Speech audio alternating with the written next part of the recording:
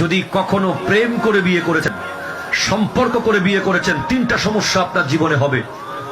এক নম্বর সমস্যা হলো, সারা জীবন আপনি যদি রানী এলিজাবেথকেও ওরকম নারীও যদি নিয়ে আসেন, পৃথিবীর সবচেয়ে সুন্দরী, সবচেয়ে ভালো ঘরের মেয়ে নিয়ে আসলেও আপনার বাবা মার অবাধ্য হয়ে যদি আনেন, তাদেরকে পছন্দ করার সুযোগ যদি না দেন, তাহলে মাঝে মধ্যে প্রায় সময় দেখবেন তারা একটা আফসোস করবে, ইস, আমরা যদি দেখে শুনে বিয়ে করাতে পারতাম।